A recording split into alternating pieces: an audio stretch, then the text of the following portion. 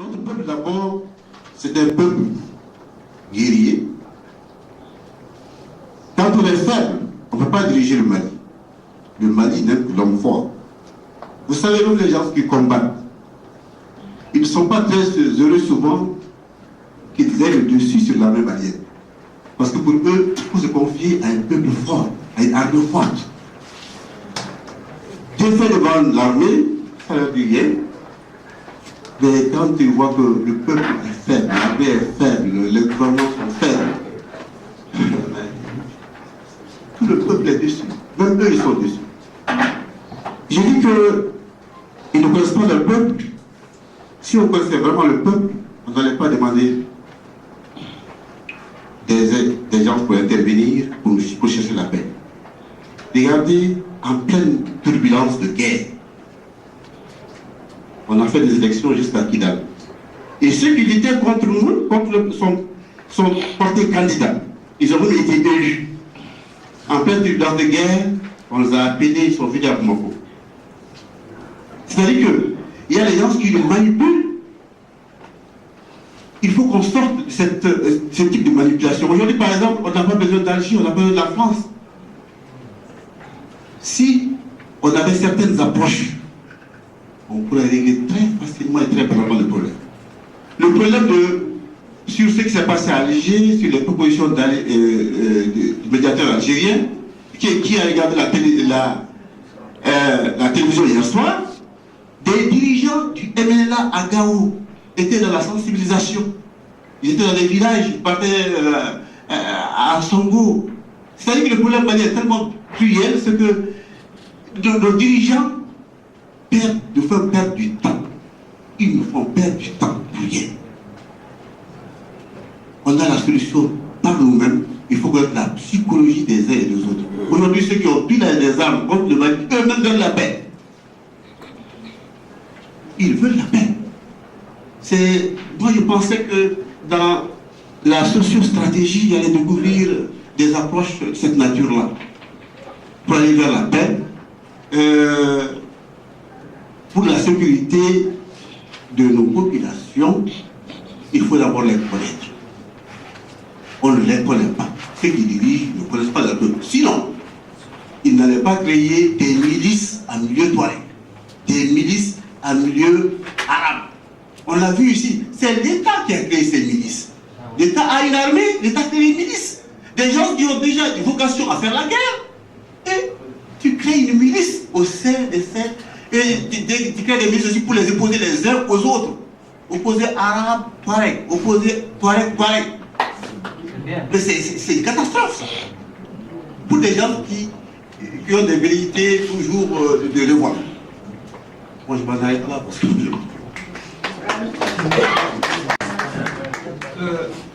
il faut rendre à César ce qui appartient à César. Le Mali et l'Allemagne, c'est quelque chose qui est profondément ancré dans notre histoire. L'Allemagne est le premier pays qui a reconnu l'indépendance du Mali. Donc à ce titre-là, franchement, on aurait pu mieux faire. Moi, je trouve qu'il y a deux interventions que je qualifierais de timorées, sinon très mitigées.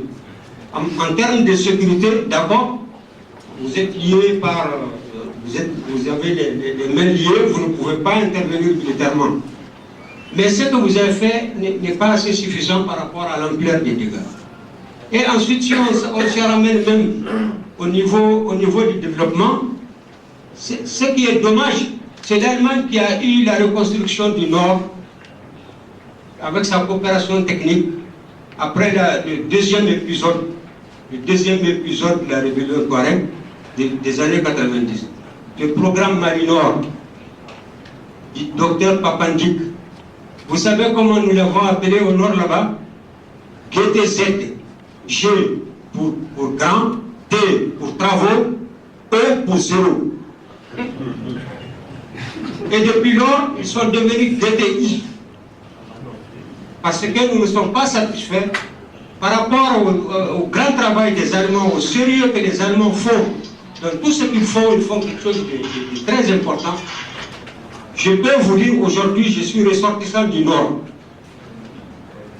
la gaieté, les grands travaux pour zéro là, ne nous ramenez pas ça quand on va reconstruire encore après le troisième épisode de la rébellion.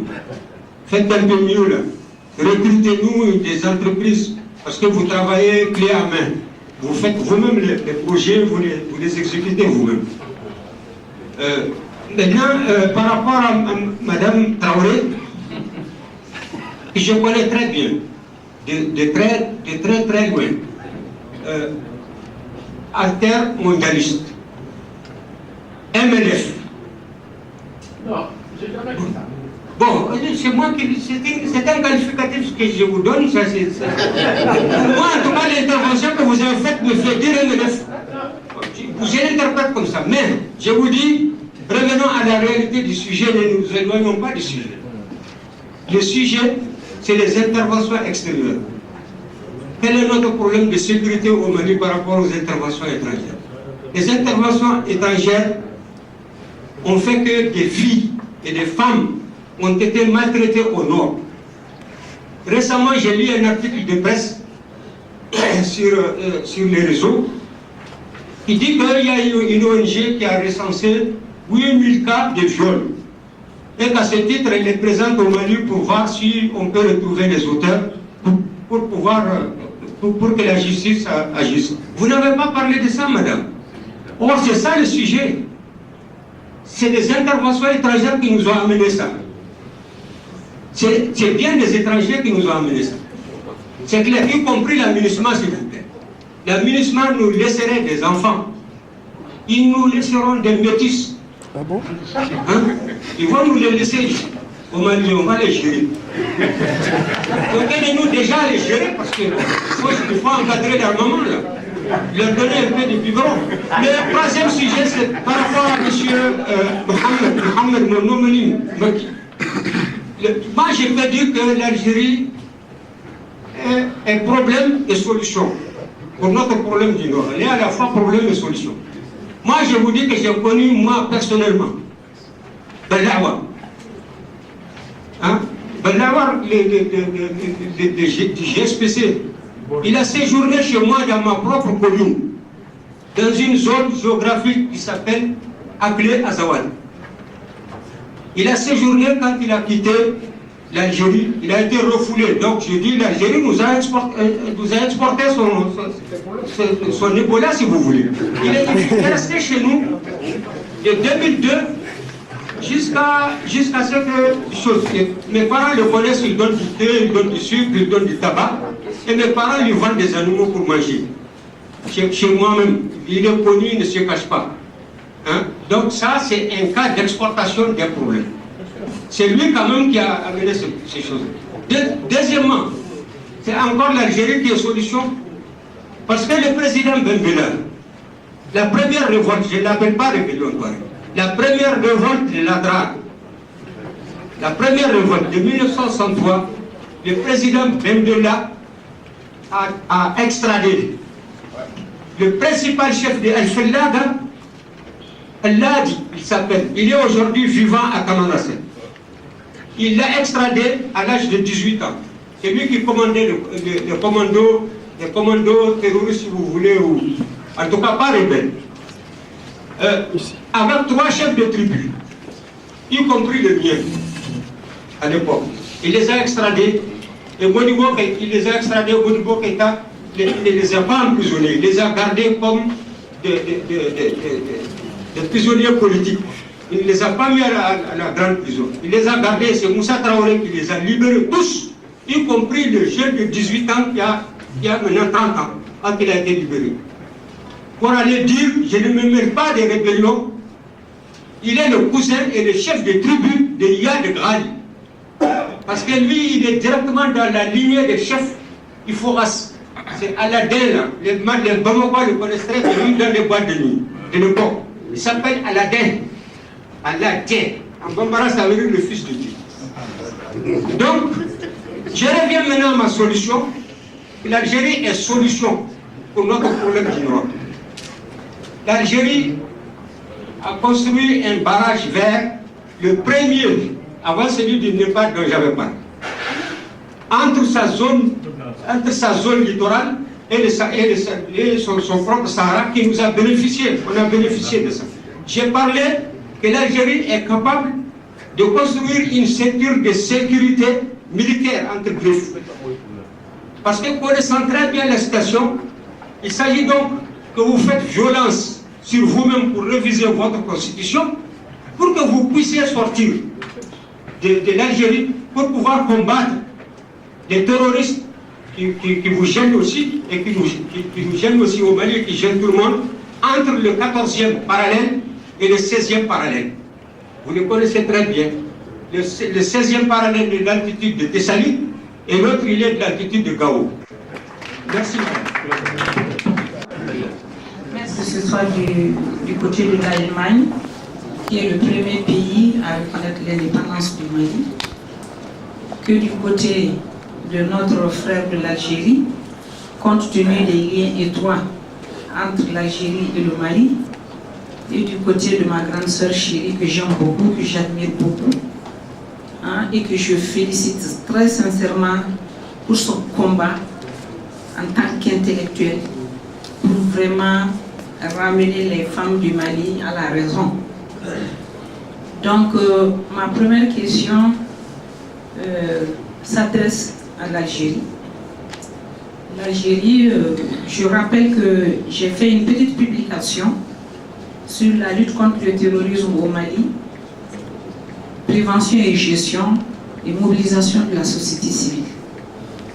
Je rappelle également que je fais partie de la société africaine qui a été déléguée, désignée pour remettre le prix de la paix des organisations africaines de la société civile au président Bouteflika. Et également, je pense que j'ai participé également depuis 1990, je participe à la réflexion par rapport à ces questions de paix et de sécurité. Mais comme mon prédécesseur a eu à le dire, l'Algérie est le problème, l'Algérie est la solution. Mais moi, je ne suis pas tellement satisfaite de l'analyse stratégique que notre frère a fait. Parce que il y a beaucoup de dispositions. Si on fait une analyse, on sait que, comme il l'a dit, l'Algérie est un pays très puissant, un pays qui est très dynamique, qui a des compétences en matière de sécurité. Quand tu prends le cas du CEMOC, le CEMOC réunit un certain nombre de pays, dont l'Algérie, le Mali, le Niger et d'autres pays. Mais CEMOC-là est basé en Algérie. On ne sent pas l'impact des résultats des travaux de CEMOC sur les questions de paix et de sécurité. Peut-être que je me trompe en termes d'analyse, dans ce sens que uniquement on voit que toute la dynamique et la gestion est tenue par l'Algérie et les pays composant cette structure basée en Algérie sont de faibles capacités face à l'Algérie. J'ai dû comprendre que c'est l'Algérie qui fournit tous les moyens pour le fonctionnement. On ne sent pas les résultats, on ne sent pas la nature des relations entre l'Algérie et ces différents pays qui n'ont aucun moyen matériel et financier à participer à la gestion de cette structure. Donc, l'impact du CEMOC me paraît un peu...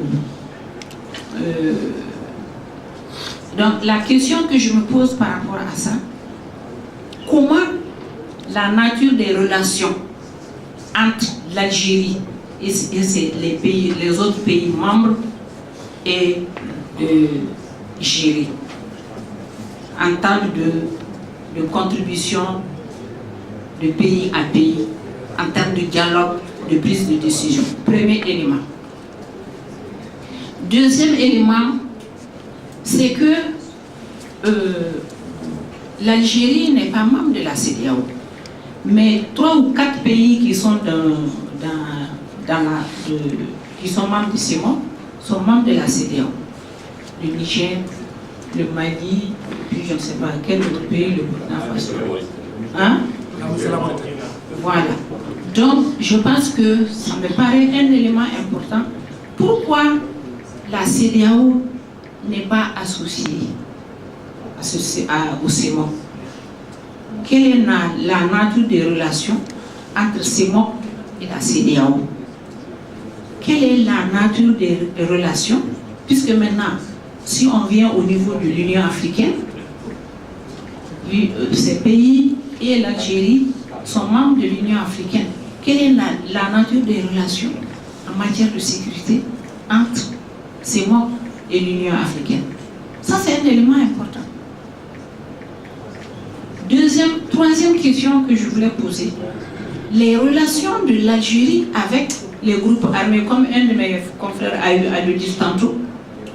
Bahanga était logé en Algérie, et tous les moyens sont mis à sa disposition. Tous les groupes armés sont traités, on peut dire que c'est pour des questions humanitaires.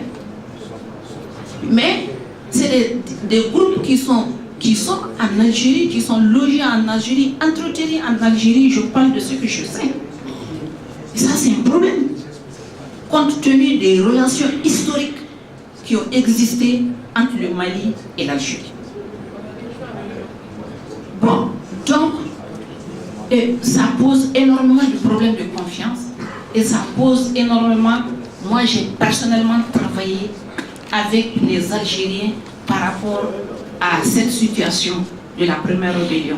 Et ça pose énormément de problèmes. Quand on voit, comment vous voyez le Mali qui est en difficulté avec des enfants maliens et qui sont entretenus, logés, entretenus en Algérie, et l'Algérie est le médiateur. Premier élément. Deuxième élément, la population du Mali a refusé l'atterrissage de l'avion algérien qui devait venir atterrir à Mopti pour les négociations. J'ai mobilisé les femmes de notre organisation. Nous sommes partis à Mopti. Nous sommes rentrés famille par famille pour sensibiliser les communautés de la région de Mopti pour qu'ils acceptent que l'avion atterrisse à Mopti parce que l'avion comprend les groupes armés maliens qui étaient en Algérie et également la délégation algérienne. C'est à cause avec nos efforts, sinon les populations de Mopti ont voulu marcher sur l'aéroport de Mopti pour empêcher l'avion d'atterrir. C'est nous qui avons mobilisé. On a fait du porte-à-porte dans la nuit, dans la journée, rentrer de porte-à-porte dans toutes les familles de Mopti pour sensibiliser les populations et les laisser pour que les négociations puissent se faire. Donc, je pense qu'il y a beaucoup de problèmes à ce niveau. Et dernier élément, le G5, quel est son rôle par rapport à la situation actuelle? Je vous remercie. Oui, j'ai une petite question pour ma grande sœur. Effectivement, comme notre sœur l'a dit, il y a beaucoup de problèmes par rapport au rôle des femmes. Les femmes ne perçoivent pas leur rôle, elles ne comprennent pas.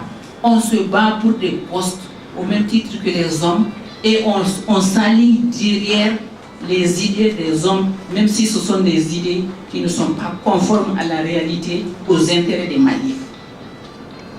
Maintenant, grande sœur, comment faire, avec votre grande expertise, comment il faut faire pour concilier les besoins de survie réels de ces femmes? Parce que pour moi, dans ma compréhension, il y a des étapes dans un processus de développement. Avoir à manger, avoir une certaine autosatisfaction psychologique et culturelle. Comment concilier cela avec les changements, les propositions concrètes et pertinentes que vous êtes en train de faire et quelle stratégie vous proposez pour le Mali, pour nous les femmes du Mali? Moi, j'avoue que je suis émerveillée par votre initiative. Maintenant, quand vous prenez les objectifs du millénaire, vous avez vu, il y a les 5 objectifs, mais il n'y a rien qui concerne la paix et la sécurité. Alors qu'on sait qu'il y a un lien étroit entre les questions de paix, les questions de sécurité et les questions de développement. mais le volet paix a été occulté. Je vous remercie. Merci. Donc là, les intervenants. Premièrement, j'aborde la question qui est posée par Yanis. Ja, Deutschland beteiligt sich an der Polizeimission der Europäischen Union EUCAP Sahel, Mali. Oui, c'est vrai. L'Allemagne fait partie de la mission policière de l'Union européenne qui s'appelle EUCAP Sahel. So wie sich Deutschland an verschiedensten Polizeimissionen der Europäischen Union auf dem afrikanischen Kontinent beteiligt. Tout comme l'Allemagne participe aux diverses opérations policières au continent africain. Und die Sicherheitssektorreformen mitträgt, die Europäische Union implementieren will.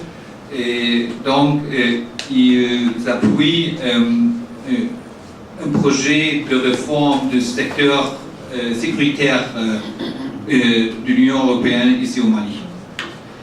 Das ist aber auch nicht neu, es gibt schon seit langem unterhalb der Schwelle von der Entsendung von Soldaten gibt es in vielen afrikanischen Ländern Militärberater und Ausstattungshilfe durch die Bundesrepublik Deutschland.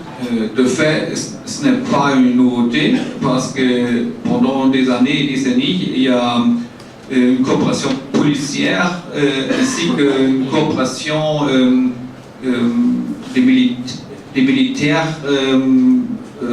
à part des opérations de guerre, par exemple des programmes d'équipement.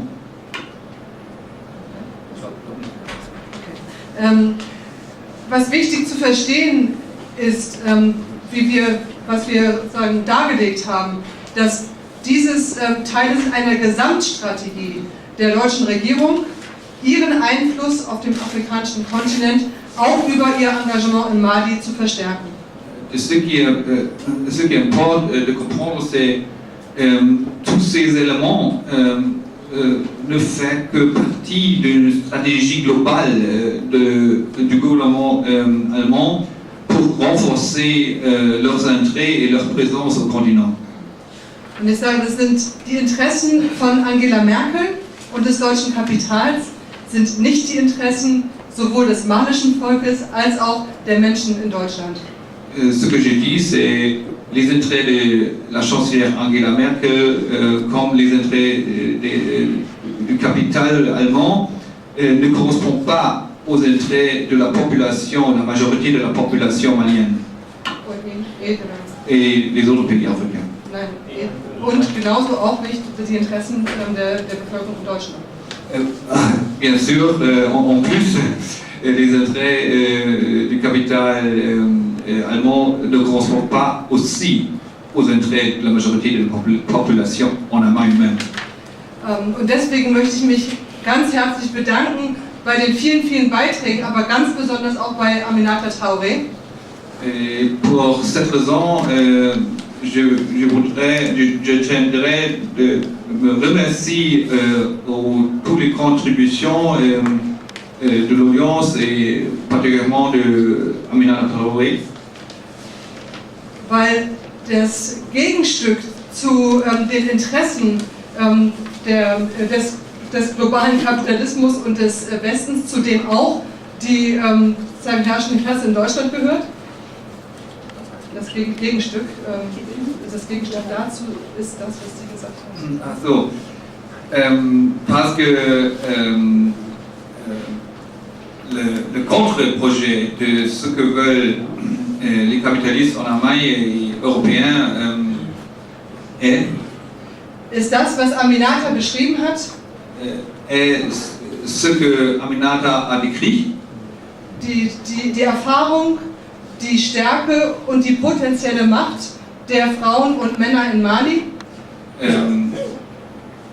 La force, les expériences des femmes et hommes au Mali. La force potentielle de la population des femmes et hommes au Mali.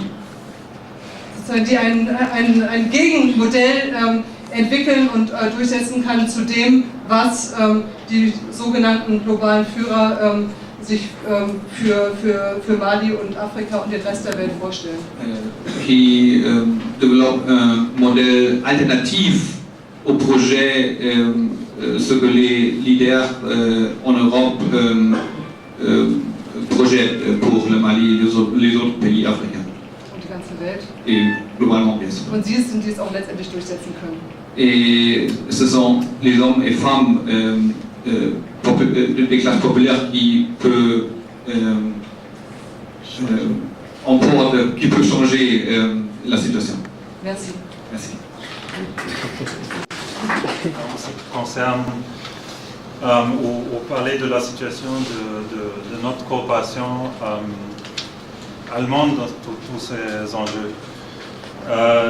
D'abord, c'est à souligner, je pense aussi il faut souligner, en Allemagne, c'est beaucoup plus développé s'il y a quelque chose dans le secteur sécuritaire, une expertise en ce qui concerne l'entraînement policier, je pense beaucoup plus que militaire, à cause des raisons historiques dans lesquelles l'Allemagne s'est trouvée après les guerres. Ça, c'était leur point d'entrée. Donc, je pense ça explique aussi pourquoi l'Allemagne est, je pense, sur le plan de l'entraînement policier, souvent au premier rang, et pas seulement dans EUCAP Sahel, aussi au EUCAP Nestor, ou Arabie Saoudite et autres. Donc ça serait aux amis aussi de français de survie, je pense, une tâche commune qu'on aurait à faire, de vraiment discerner ces complémentarités ou divergences dans les forces européennes, dans leur intérêt spécifique et commun qui se poursuivent en Europe, de vraiment comme ça développer encore plus au-delà du concept de France-Afrique. Je pense que ça c'est important pour vraiment comprendre la situation. Sinon, voilà, par rapport à l'engagement de la GTZ, la coopération allemande au Mali, c'est justement ça ce que je voulais décrire. C'est souvent, c'est très bien les raccourcis, je trouve. On a des concepts qui en soi sont probablement plus ou moins, avec des défauts toujours, bien conçus, mais il n'y a pas le grand capital qui va dans ça. Et aussi, c'est pas une stratégie en convergence exactement avec d'autres stratégies allemandes. Et avant que ce ne soit pas ça, on est exactement dans la logique que Aminata vient d'élaborer très très bien, qu'on combat les symptômes mais jamais les racines. On le sait d'ailleurs, mais ça fait partie du jeu. Donc là aussi, attention, il ne faut pas se laisser tromper, malgré que, bien sûr, je peux comprendre que c'est à saluer l'une ou autre tentative exemplaire qui vient aussi de la coopération allemande, mais c'est pas les très très grandes finances qu'ils ont, ils ne sont pas partout dans le terrain.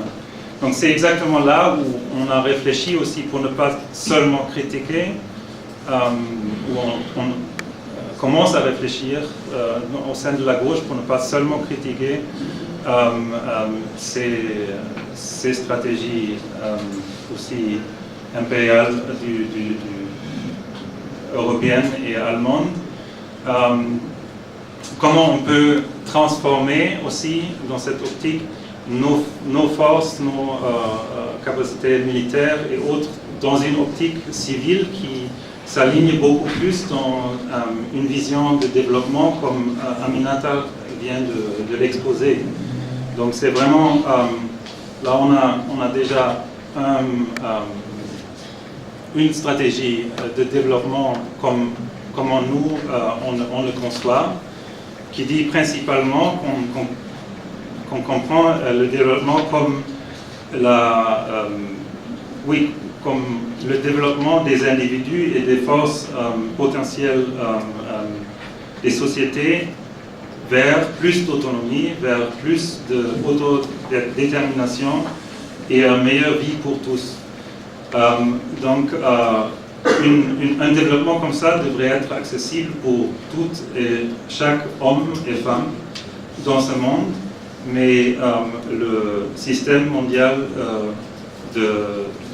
capitaliste est en contradiction avec ça.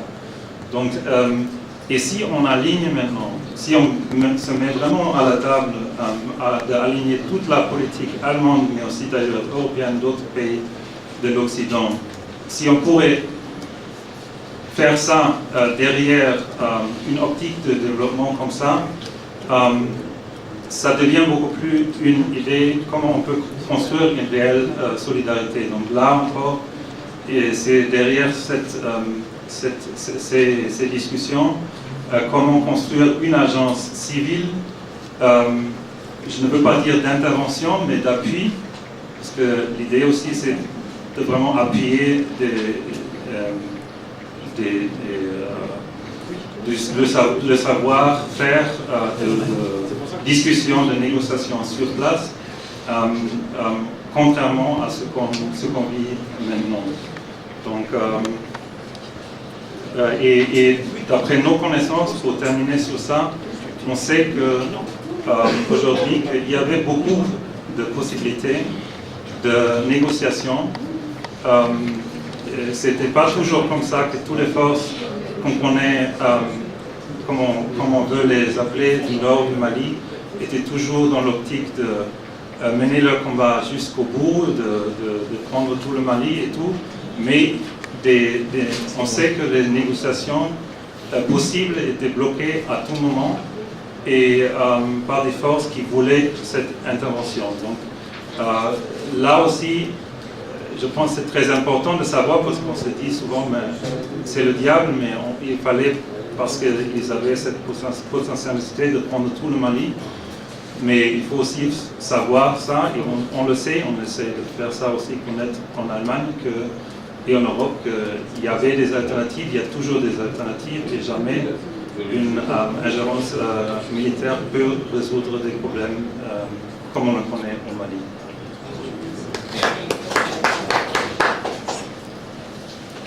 Ok, merci. Kumba, Mariam.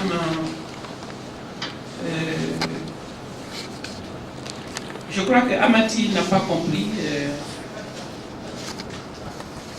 Je ne suis pas MLF. J'ai rien contre MLF. Je revendique depuis toujours mon autonomie de pensée. Et je suis juste en train de lire, et j'aime bien ces propos de Issa Ndiaye, lorsqu'il dit que nous avons face au capital le même destin. Nous devons tisser une solidarité de combat entre peuples du Nord et du Sud, entre femmes et hommes, entre jeunes et vieux, entre humains. Bon, si vous me dites que tout ce que j'ai exposé n'a aucun lien avec la sécurité et la paix, vous n'avez pas compris. Vous n'avez pas compris que nous sommes en train de gérer ici et dans d'autres pays agressés et occupés les conséquences du désordre mondial. C'est le grand désordre, c'est l'ensauvagement du monde. La militarisation participe de l'ensauvagement du monde. Donc moi je suis en train de dire que dans le cadre de cet ensauvagement, ceux qui prennent la responsabilité d'imposer ces guerres au peuple doivent prendre la responsabilité des viols et des tueries. C'est ce que j'ai dit. Alors Mariam me pose une question concrète, comment en sortir? Alors si nous disons que l'économie est la toile de fond, ceux qui viennent, ils viennent pour chercher des réponses économiques à des questions qui sont posées, de survie qui sont posées là-bas.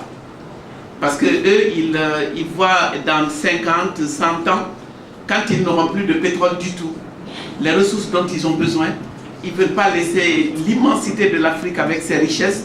Si on ne sait pas quoi en faire, eux, ils viendront se servir. S'il faut marcher sur tous les corps, ce n'est pas leur problème. Alors moi, je suis en train de dire que dans ce contexte nouveau, les femmes peuvent revendiquer une position stratégique. Et cette position stratégique relève d'un combat idéologique et politique. Il faut qu'on soit intellectuellement et outillé. Il faut qu'on soit méthodologiquement outillé. Lorsque nous saurons que chaque consommation, tout ce que nous achetons, Mariam, nous enrichissons les autres. Et nous faisons partie du problème, Koumba l'a dit, pas seulement politiquement, mais matériellement. Nous élevons nos enfants dans cet esprit. Nous voulons que nos enfants partent et migrent. Aujourd'hui, les enfants émigrent parce qu'il y a une maman exigeante aussi quelquefois qui dit « Ton camarade est parti, moi je suis dans la pauvreté, pourquoi tu n'y vas pas ?» Si nous nous changeons, si nous nous disons que chaque achat, chaque produit que nous achetons, Mariam, moi depuis des années, je me pose la question de savoir, quand je prends un bien, je dis à qui j'enrichis. Est-ce que cet argent participe à la consolidation de l'économie malienne ou je suis en train d'enrichir quelqu'un là-bas, loin d'ici? Si les femmes commencent à se poser cette question, qu'est-ce que je mange? Est-ce que je suis en train de manger des produits, des restes des autres? Ou alors je peux me contenter d'un boubou tissé ici ou en faisant venir les bling-bling d'ailleurs. Donc c'est cette autocritique que je fais ici, c'est 30 pages. En fait, je vous ai montré 4 schémas sortis d'un texte d'une trentaine de pages adressé à Ban Ki-moon. Parce que nous étions récemment au Forum social africain à Dakar et nous partons bientôt à Tunis au Forum social mondial et on a envie de mener une campagne d'information pour dire la paix et la sécurité autrement. Mais moi, mon slogan aujourd'hui, quand la Banque mondiale se permet de classer nos pays doing business, moi je dis being human. C'est ça qu'il faut leur dire. Doing business, c'est-à-dire il faut mettre l'Afrique en vente et contraindre les acteurs institutionnels et politiques à se ranger. C'est-à-dire que quand on est classé, on est content d'être classé par la Banque mondiale. On se soucie du climat des affaires, mais pas du climat social. Mais si nous sommes exigeantes, Mariam, toi ton grand réseau de femmes et paix, moi je suis à ta disposition. Moi j'ai un réseau de 1000 femmes. Si on se met ensemble, s'il y a une synergie entre nos organisations et qu'il y a ces connaissances-là, ce sont des connaissances nouvelles, nous avons la responsabilité morale et politique, toi et moi, d'informer nos sœurs. Quand elles sauront, on peut dissuader localement, on peut exercer la pression sur nos dirigeants. Et à l'extérieur, ils sauront aussi qu'on n'est pas preneur de n'importe quoi. Maintenant, je vais dire quelques mots sur l'Algérie, à la décharge de mon voisin. Non, c'est vrai. Et Daouda l'a dit. Ben Bella est venu à Bamako. Quand? Pourquoi? Ben Bella, un jour, m'a entendu sur une radio internationale. Je parlais de ces mêmes questions. Ben Bella a demandé à me voir. Il a demandé à un dirigeant malien de me chercher, il ne l'a pas fait. Ben Bella est passé par Ali Ouedraogo et alors il était à Genève, je suis allé le voir. Ben Bella est venu ici au moins 3 fois. David l'a rencontré, on a eu des conférences, j'ai sa photo dans mon téléphone, c'est mon père adoptif. J'ai été en Algérie, je le témoigne à sa décharge. Parce que le fait que certains barbus soient venus de l'Algérie, se sont installés au nord du Mali, mais ils sont restés là-bas depuis 2008, il n'y avait pas de viol, ils ont épousé des femmes, ils avaient d'excellentes relations avec les gens. Mais qui les a poussés à sortir de leur trou pour venir s'installer à Kidal, Gao et Tombouctou? Nicolas Sarkozy et son agenda.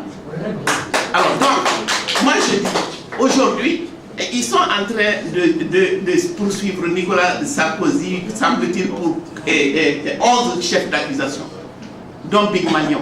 Est-ce que Big Malion c'est plus important que la déstabilisation de tous les États du Sahel? Alors maintenant, j'ai été en Algérie, l'Algérie a convoqué, il a été le seul pays à convoquer les sociétés civiles des pays du champ. On était tous là-bas. Et c'était bien avant les élections, on était en pleine, c'était du temps de Sanogo. On a eu ce débat en Algérie. L'Algérie cherchait à savoir comment, parce qu'eux ils ont vu venir, ils savent l'agenda de la France. L'agenda des Occidentaux, c'était les deux verrous pour la mainmise sur l'Afrique, c'était la Libye et l'Algérie. L'Algérie aussi se cherche. L'Algérie, ils ont déstabilisé tout le monde autour de l'Algérie et ils visent l'Algérie. Bon, si, je ne dis pas que l'Algérie n'a pas de responsabilité, mais moi je veux seulement qu'on relativise. Si dans leur constitution, ils ne se donnent pas les moyens de poursuivre les gens dehors de leurs frontières, bon, nous on ne peut pas dire en faveur de notre guerre. Ils devaient le faire aussi, oui, ils devaient le faire. Donc moi je me dis qu'il y a certainement des problèmes, mais même aujourd'hui dans le cadre de cette négociation, beaucoup de gens ne sont pas contents de voir l'Algérie et jouer son rôle. Donc je veux juste dire qu'il y a des choses, il n'y a pas une volonté politique délibérée d'attiser ce conflit ou bien de soutenir, même si ces gens sont allés se réfugier là. Je voulais juste dire cela pour relativiser, voilà.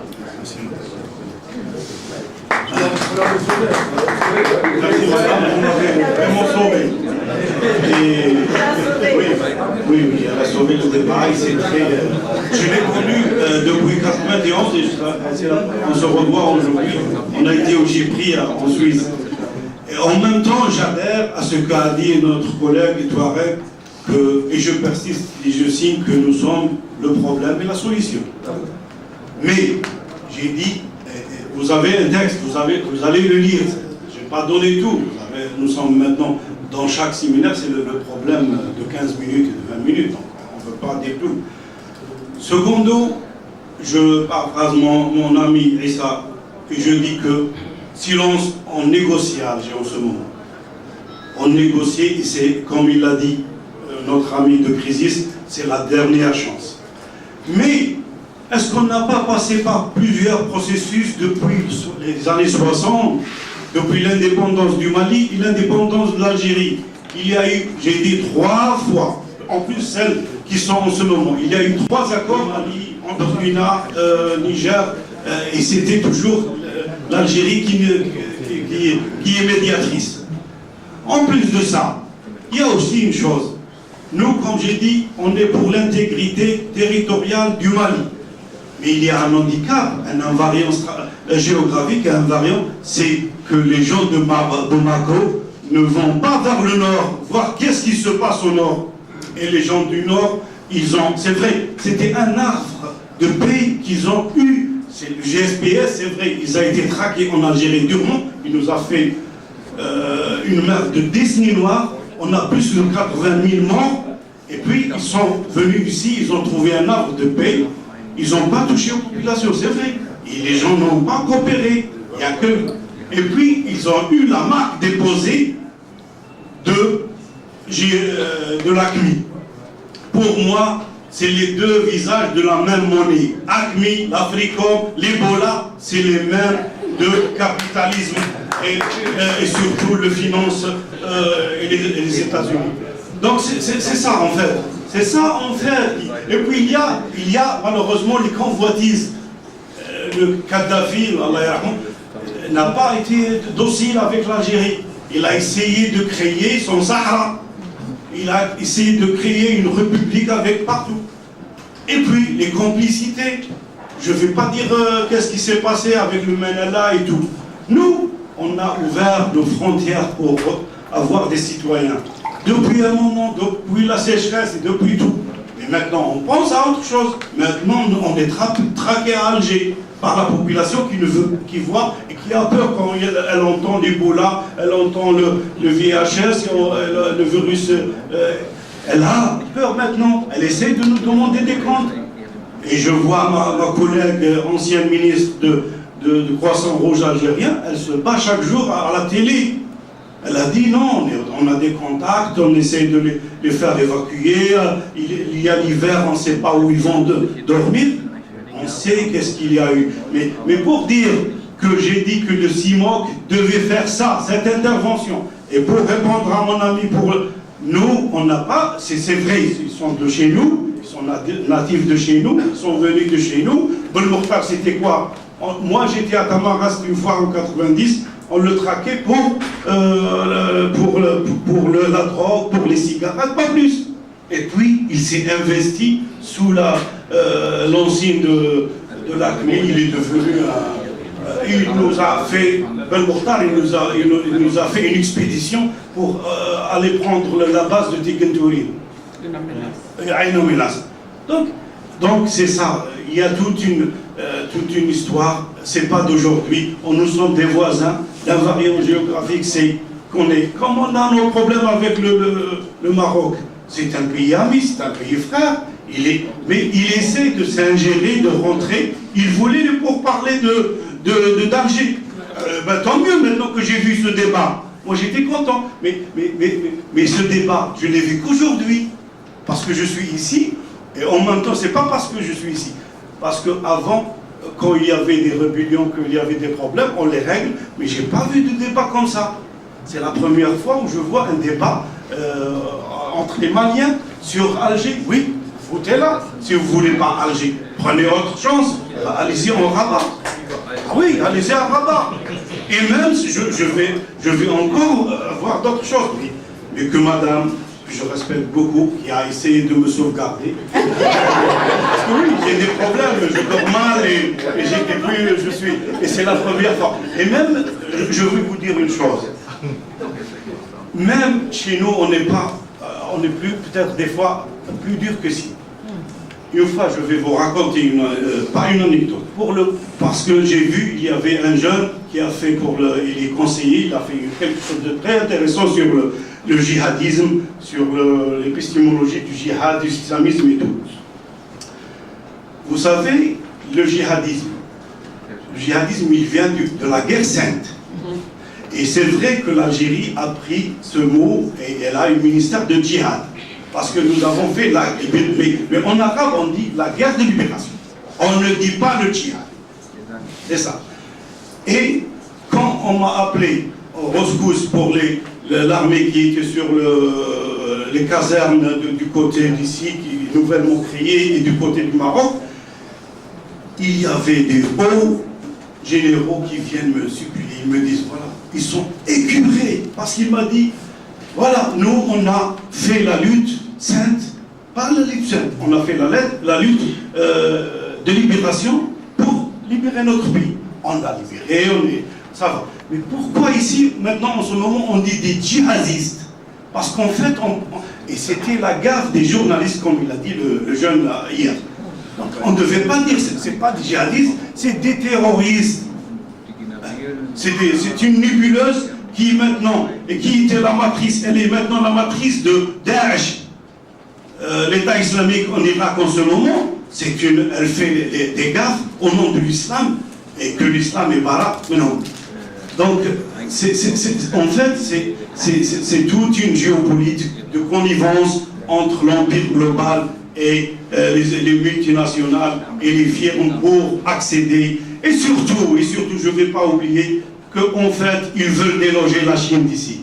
Ils veulent déloger la Chine. La Chine a fait beaucoup pour l'Afrique. Comme ils veulent, par exemple, je ne rentre pas dans les querelles franco-allemandes, ça c'est autre chose. Allez.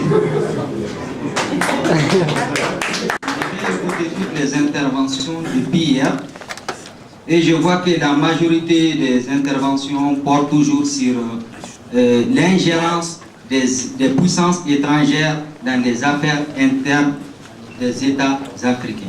Moi, je pense que c'est un bon aspect, mais je le qualifie de secondaire.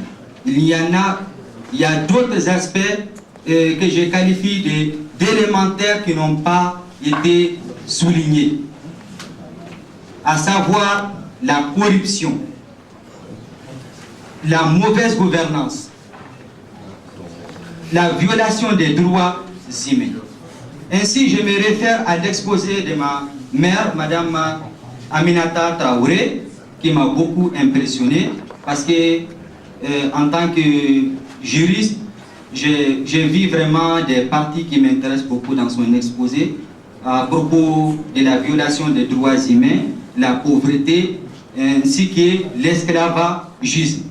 Depuis les événements du 26 mars 1991, le peuple du Mali a exprimé sa volonté au monde entier de prôner pour un régime démocratique. Mais jusqu'à présent, on est là à débattre ces questions. Donc, je m'en vais vous dire, qu'en est-il de la transparence dans la gestion des affaires publiques internes des États africains. On est là à mettre en cause les puissances externes et étrangères. Mais qu'en est-il de l'éveil de conscience des peuples africains sur nos dirigeants? Moi, je pense que la source, le nez même de la question aujourd'hui, c'est la corruption, c'est la mauvaise gouvernance qui règne dans notre pays. Comment ça fait-il qu'un pays comme le Mali, qui a connu 4 républiques, on peut dire aujourd'hui on est démocratique, alors que dans une partie dans une partie du pays, on voit des élus qui sont élus à vie. Prenons le cas de Tinasako, prenons le cas d'Abibara. Donc tout ceci, ça ne répond pas vraiment, c'est pas comment le dire, ça fait référence à l'injustice, à l'inégalité. Donc c'est ces choses qu'il faut revoir. Et mon père ici a soulevé la question de la création des milices, c'est très important. Je vois qu'aujourd'hui, tous les problèmes qui se sont soulevés au nord du Mali, c'est vrai, ils ont commis des actes ignobles. Ils ont trahi leur peuple, leur patrie. Mais l'État a sa part de responsabilité encore. L'État a failli, dans une autre partie, il a failli à sa mission régalienne de sécuriser ses frontières. Quand vous partez chez moi à Tessalit, de Tessalit jusqu'à Bébara, Tinasoko, la frontière entre l'Algérie et le Mali, l'Algérie a bien sécurisé ses frontières et nous, on ne peut pas dire qu'on a une sécurité là-bas. Aucun camp militaire, rien. Le seul camp militaire qui est chez nous à Tessalit, il y a peut-être 80 militaires qui ne sortent même pas pour faire des patrouilles. On sait que les élus qui sont élus chez nous, ils ne sont pas élus pour... ils ne représentent pas les populations. C'est des gens qui sont préélus depuis Bamako et on les envoie là-bas pour jeter un coup d'œil sur les Sahel afin de pratiquer leur commerce illicite. Donc c'est ces trucs qu'il faut revoir. Moi je pense que les problèmes sont... La source des problèmes se trouve ici chez nous d'abord. Donc c'est au peuple vraiment de se conscientiser. Merci. Qui viennent d'être adressés aux intervenants. Mais j'ai 2 séries de questions. L'une vers nos amis allemands, l'autre vers la sienne. Étant entendu que Aminata, j'ai aucune question à lui poser parce que je suis entièrement d'accord sur son approche des questions soulevées. Mais pour nos amis allemands, moi je suis un peu étonné. Quand même, nous sommes des partis de la gauche. Non, je ne voulais pas bouffer, mais je vais bouffer. Nous sommes des partis de la gauche. Mais quand nous parlons de nos États, j'entends toujours la classe dirigeante. Qu'est-ce que cela veut dire? Voilà la classe dirigeante en Allemagne, la classe dirigeante en France, la classe dirigeante aux États-Unis. Cette classe dirigeante-là, c'est qui? Dans ma perception, la classe dirigeante en Allemagne est encore différente de la classe dirigeante en France et aux États-Unis. Mais elle est en voie de se transformer en cette même classe dirigeante. Ce qui explique sa tendance à la militarisation actuelle. Qu'est-ce que cela veut dire? La classe dirigeante aux États-Unis est basée sur le complexe militaro-industriel et financier. Et c'est la même chose que l'on trouve en France. Le secteur militariste est un secteur économique qui emploie et donne des profits. Et voilà pourquoi ces grandes puissances ont intégré dans leur politique économique et dans leur stratégie la guerre. L'Allemagne, à l'issue de la Deuxième Guerre mondiale, était interdite de faire la guerre. Donc voilà pourquoi son développement économique est basé sur le complexe industriel et financier, pas militaire. Mais maintenant, les contraintes de l'Union européenne et son implication dans l'OTAN est en train de pousser l'Allemagne à se transformer en une puissance militaire, industrielle et financière. Et ça pour deux raisons, à mon sens. La première raison, comme je disais, c'est un secteur, ça va être un secteur d'investissement du grand capital pour des profits, pour augmenter encore des profits, parce que l'Allemagne, sa croissance commence à se passer, le secteur industriel civil commence à se passer, mais le secteur industriel militaire est une perspective pour relancer la croissance en Allemagne. Et l'autre problème, c'est que des pays comme la France, qui ont un grand déficit budgétaire, dans lequel les dépenses militaires pèsent, la France ne veut pas être tout le temps accusée de grand déficit militaire pour ses préoccupations de défense de l'Union européenne, des actes de l'Union européenne et de l'Allemagne comprise. Voilà pourquoi la France pousse à ce que l'Allemagne aussi mette la main dans la politique de défense. Et en ce moment-là, la politique de défense deviendra un poste budgétaire qui pèse dans le budget allemand, et l'équilibre budgétaire dont l'Allemagne se vante risque de ne plus être le cas. Ça aussi, c'est une pression de la France dans cela pour amener l'Allemagne à assumer ses responsabilités dans la défense collective des intérêts du grand capital européen, mais aussi c'est une opportunité pour les industriels allemands, les grands capital financièrement, d'investir un nouveau secteur pour booster l'économie. Donc, il ne faut pas occulter la tendance guerrière qui se dessine en Allemagne.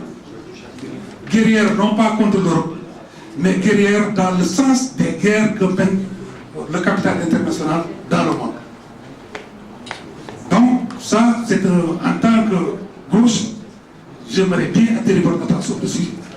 Votre pays est en train de devenir une puissance militaire, industrielle et financière comme les États-Unis, comme la France, et donc un pays agressif. Maintenant, pour l'Algérie, bon, il est parti. Il y a madame qui a su son ouais, non, c'est pas grave. Non. Je voulais juste le taquiner, parce qu'il nous a dit ici qu'il ne va pas parler pour défendre la politique de l'Algérie. Et lui, c'est un universitaire, mais tout son discours, c'est de défendre la politique étrangère de l'Algérie. Tout son discours. Il arrive. Voilà. Je pensais qu'il fallait fuir là. Voilà. Alors, vous avez dit en introduction que votre intervention, vous allez le faire en tant qu'universitaire et chercheur et non en tant que défenseur de la politique algérienne. Tout vos discours là, c'est défendre la politique algérienne. Parce qu'une approche universitaire, une approche critique de la politique. Mais là, vraiment, vous étiez un militant de la défense de la politique algérienne. Ben donc, il ne faut pas nous prendre un peu pour des enfants de cœur. Voilà. Le fait en problème, vous l'avez reconnu, l'Algérie est la solution et le problème. Mais, qu'on ne se limite pas à ça, la France est la solution et le problème. C'est la France qui a amené les MLA, non seulement de la Libye, mais aussi sous le couvert de l'opération Serval, du Burkina. Donc, il faut qu'on voit le problème, à mon sens, de manière très objective. Autant l'Algérie n'acceptera pas de voir un État sous contrôle de la France à ses frontières, autant la France ne va pas laisser l'Algérie le gérer. Or, l'Algérie est dans l'œil du cyclone des États-Unis. Donc, pour la France, pour sortir de la crise, la France négocie avec l'Algérie. Non seulement pour faire passer ses avions, mais aussi les négociations d'Alger, c'est entre la France et l'Algérie. Le Mali n'est qu'une couverture, malheureusement. C'est le compromis entre la France et l'Algérie sur le statut de MNLA qui va prévaloir. Voilà pourquoi moi, je suis très naïf, mais je me dis, si j'étais le président IDK, malheureusement je ne le suis pas. Je suis Ibrahim, mais c'est là où ça s'arrête. Mais si j'étais le président IDK, j'allais dire carrément à la France de ramener le MNLA là où il avait pris. C'est la France qui doit faire sortir les MNLA du Nord Mali. Si, en tout cas, nous tous en tant que gauche, continuons à exiger que la France sorte les MNLA de là-bas. Mais si les MNLA partent de là-bas, je vous dis, l'Algérie aura beaucoup plus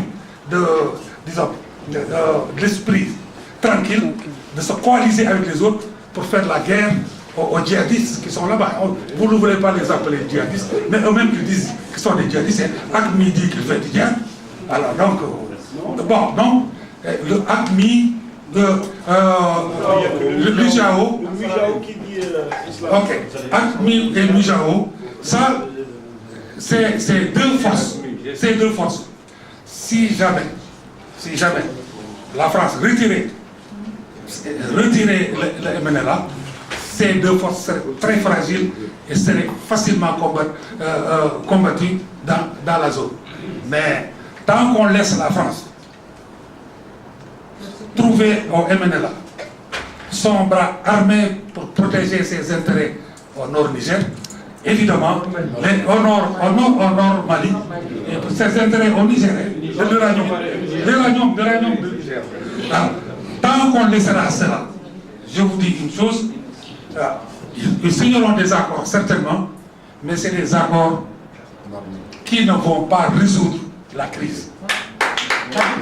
Le compromis franco-algérien ne marchera pas pour le Mali. Je voulais les remercier parce que j'ai écouté leur exposé. Mais il y a un aspect nouveau de la politique allemande qui a été souligné par les intervenants qui m'ont précédé. Il faut faire attention. Je crois que ici, nous sommes dans un séminaire des forces de gauche, des forces anti-impérialistes et de domination étrangère. Donc, moi, en tant qu'Africain, c'est ce que j'ai observé depuis quelques années. La coopération allemande a changé du tout au tout. Il y a 18 ans, un ami du Bénin m'a envoyé la délégation de la GTZ pour qu'avec des amis, on discute avec eux sur le contexte mauritanien pour voir comment ils peuvent s'implanter et faire une coopération. Je dois dire qu'au début de la coopération de la GTZ et de la KFW, il y avait des aspects extrêmement positifs, non seulement pour la Mauritanie, mais pour la Mauritanie et le Mali. Parce qu'ils ont même inauguré une série de coopérations sous-régionales sur les problèmes essentiels du Sahel, qui sont la protection de l'environnement, de la biodiversité, la lutte contre la pauvreté, et ils allaient directement auprès des populations pour les responsabiliser. Mais depuis quelques années, on a vu d'abord un grand recul de l'aide et de l'intervention de la GIZ et la KFW, mais maintenant on constate qu'ils deviennent des pays un peu impérialistes comme les autres, s'impliquant dans les conflits et avec le même comportement. Ceci est extrêmement dangereux pour l'Allemagne, d'abord, qui est un pays de tradition, comme vous savez tous. Mais je vois dans les ambitions allemandes quelque chose de nouveau. C'est le seul pays européen qui dit que même notre soleil là, il faut l'exporter comme électricité pour ravitailler l'Europe. Ce n'est plus le pétrole, ce n'est plus le gaz, mais c'est de créer des institutions d'exploitation du soleil saharien pour l'exploiter au nord. Donc toutes les ressources sont bonnes à exporter.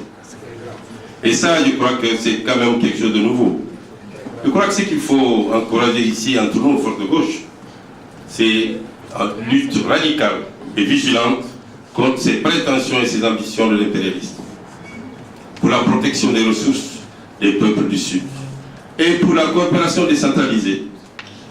Je sais que nos amis français qui sont là, il y a même des maires ici, les Français par exemple, ils ont une expérience extrêmement importante en matière de coopération peuple du Sud. du Nord et du Sud, au-delà du réseau gouvernemental. C'est important. Je crois que la solidarité que nous devons encourager, c'est aussi une solidarité des peuples entre eux. Ça, je crois qu'il faut l'encourager.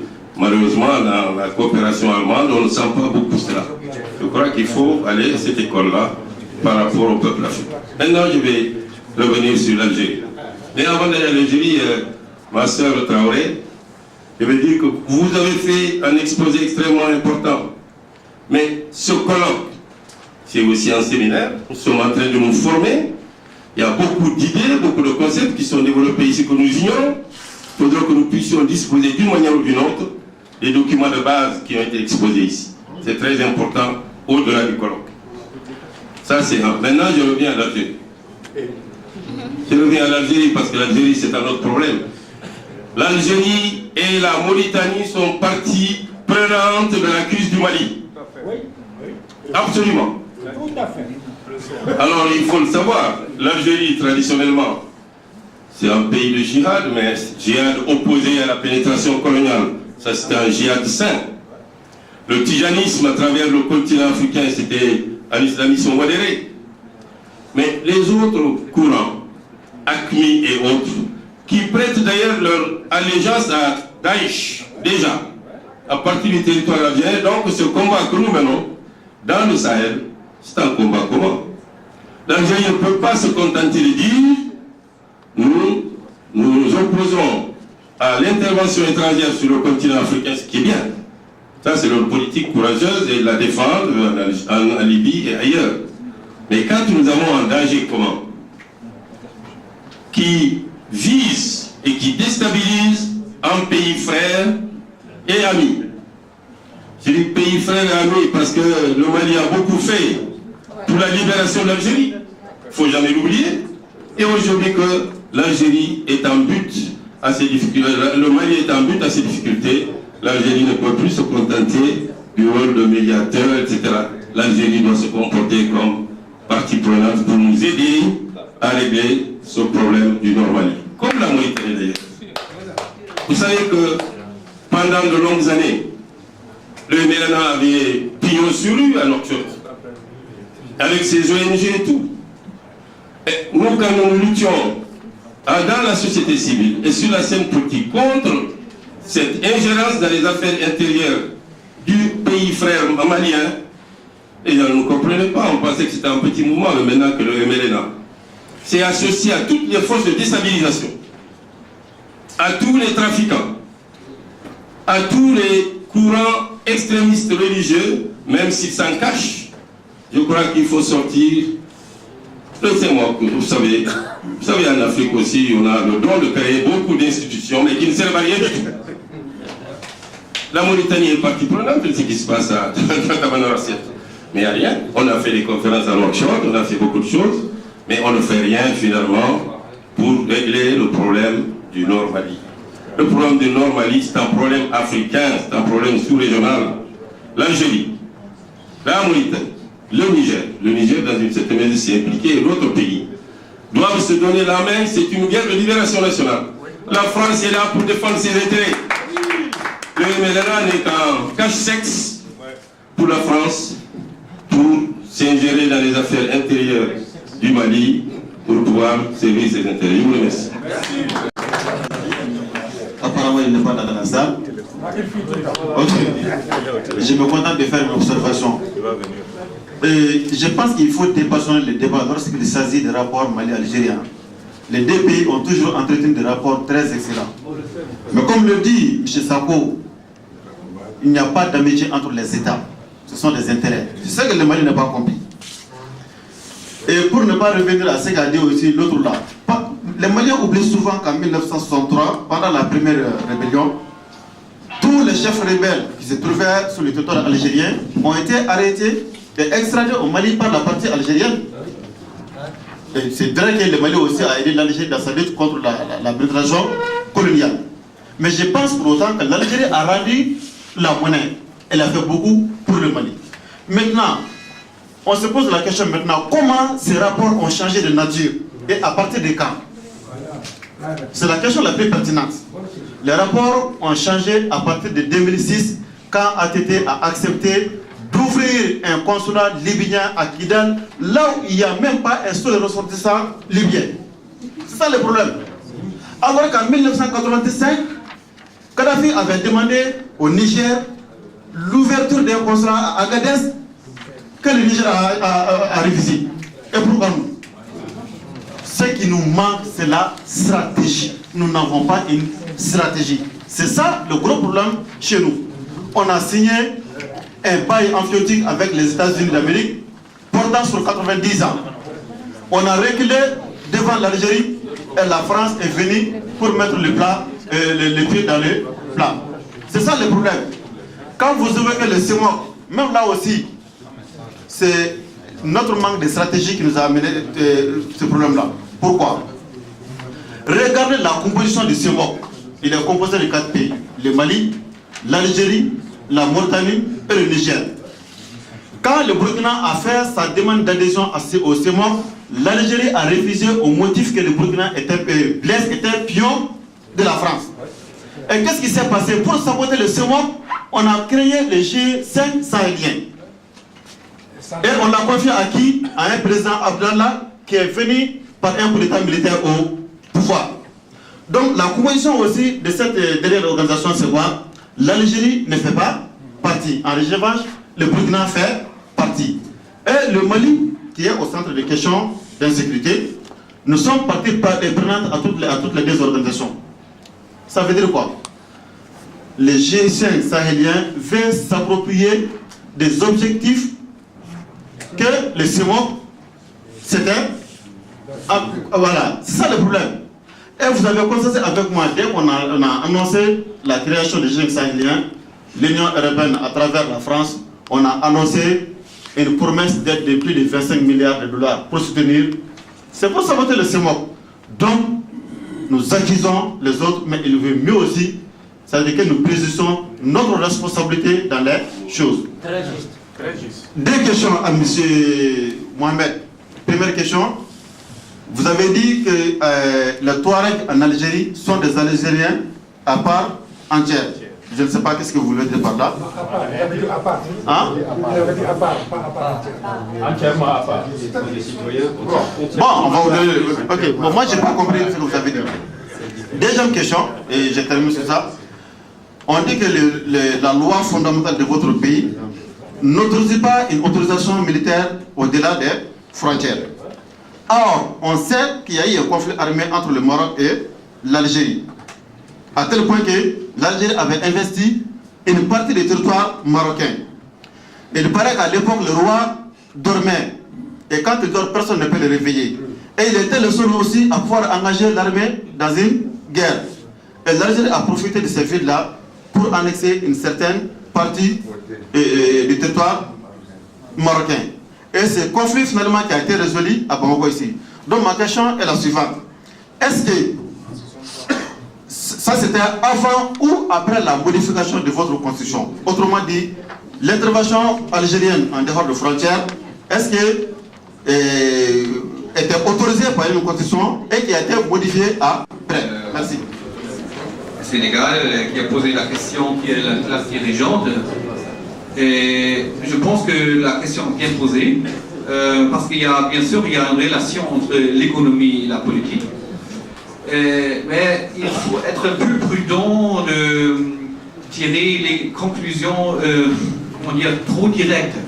Donc par exemple si on regarde la classe dirigeante en Allemagne aujourd'hui, ce n'est pas le cas qu'il y a beaucoup de changements pendant les dernières 20 ou 30 années.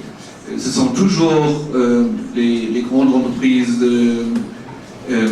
dans le secteur automobile, les machineries, la chimie, bien sûr les assurances et la finance est là, mais il y a des changements bien sûr, mais la base est généralement l'image est tout pareil. Il y a un secteur industriel qui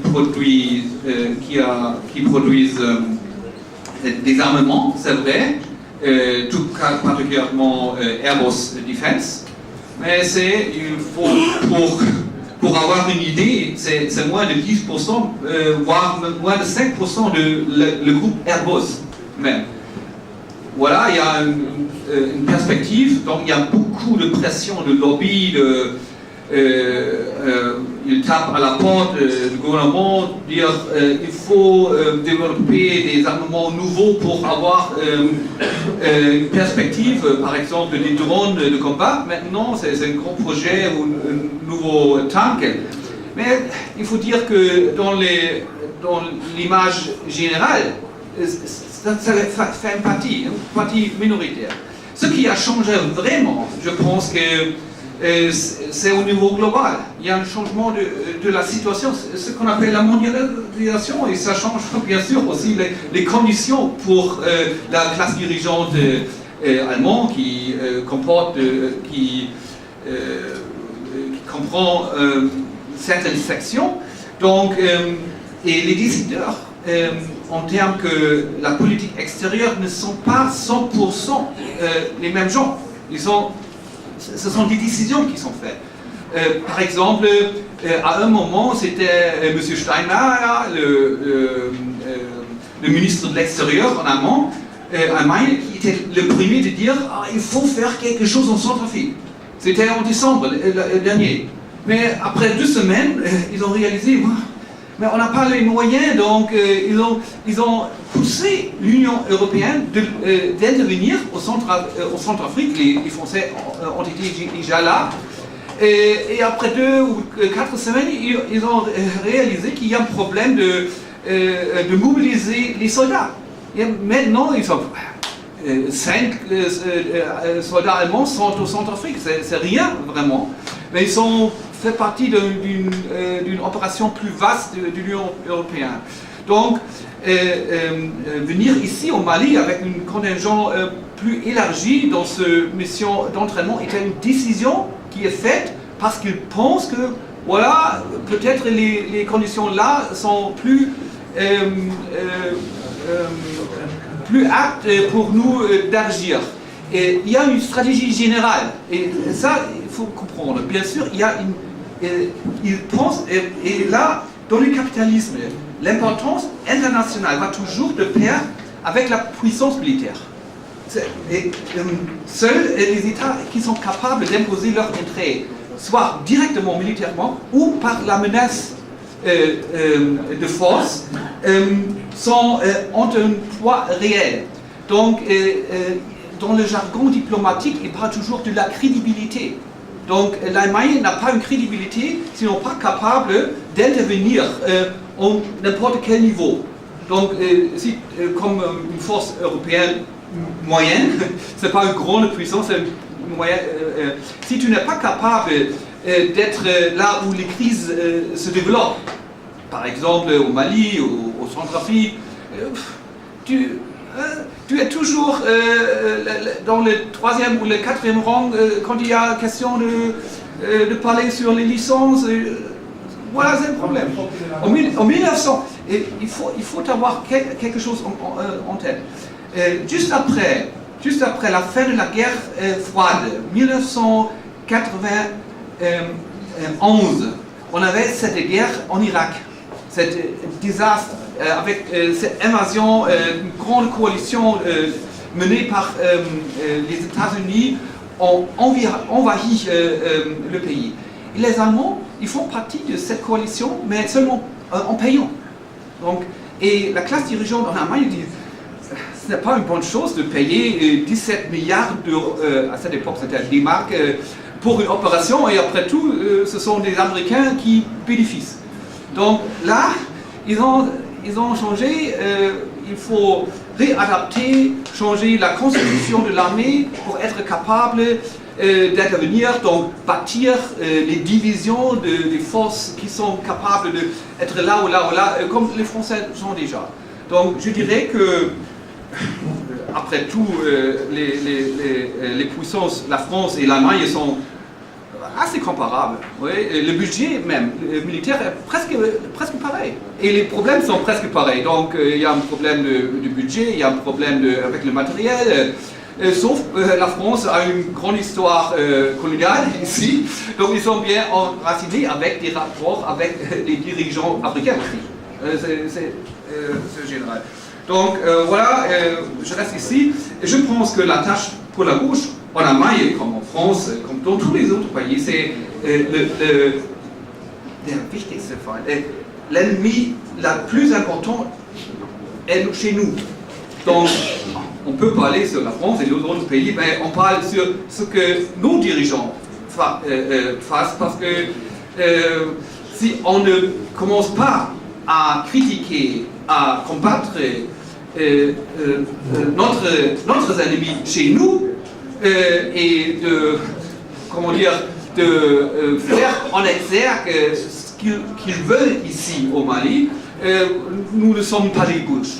De la gauche. Donc il y a un trait commun entre la population, la majorité de la population en Allemagne, en France, avec la majorité de la population ici. Il faut avoir toujours cette classe, disons, de classe en tête qui n'est pas une question globale et pas une question pays contre le pays. Bon, merci. Franck, merci aux deux intervenants. Par rapport à ce qu'on avait dit avant.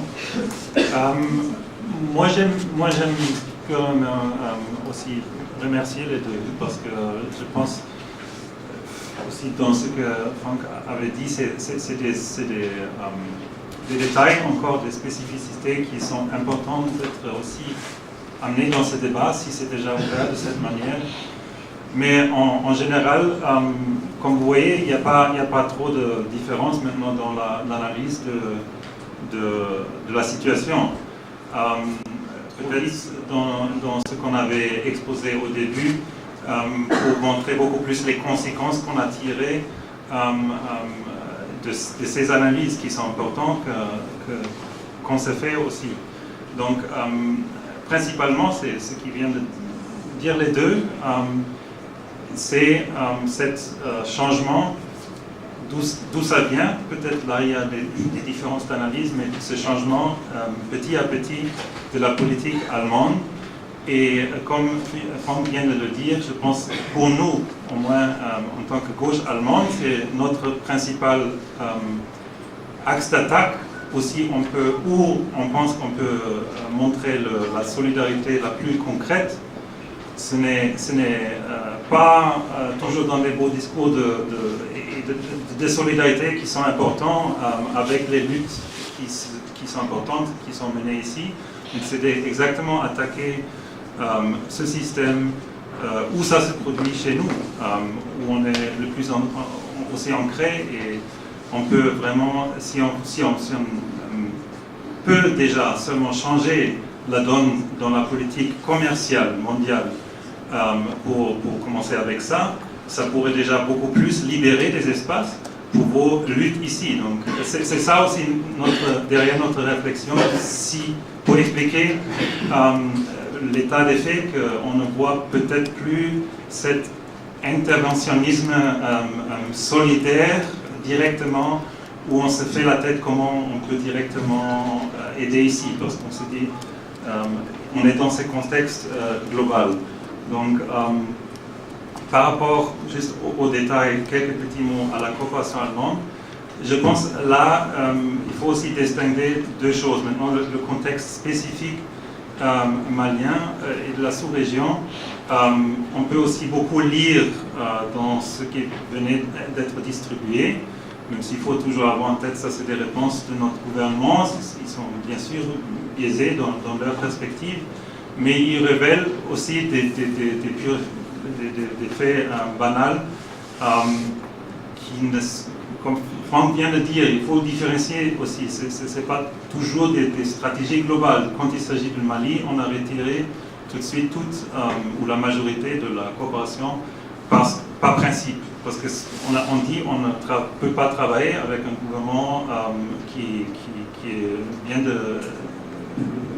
est l'issue d'un putsch, simplement. sans vraiment analyser d'abord qui est qui, à qui servent ces militaires et ainsi de suite. Mais ça c'est un principe.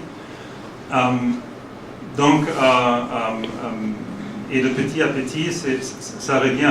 Mais c'est vrai aussi que bien sûr, quand il y a déjà un retrait si massif, quand on revient, on revoit aussi comment on va revenir. Et là, ça s'intègre beaucoup plus dans cette stratégie générale de aussi, comme nous on dit, militariser notre coopération, de rendre de plus en plus étroite la coopération civile-militaire, comme c'est dit, c'est-à-dire de ne pas seulement avoir les deux séparés avant, et avant même pas du tout une présence militaire, mais comme on l'a maintenant, surtout au Mali et dans d'autres pays, de vraiment lier les deux stratégies, ce qui est d'ailleurs aussi logique, mais où on trouve aussi le point d'entrée de cette complexe militaro-industriel et cette pensée militariste sur, bien sûr, aussi les stratégies globales de comment, des axes principaux de la coopération.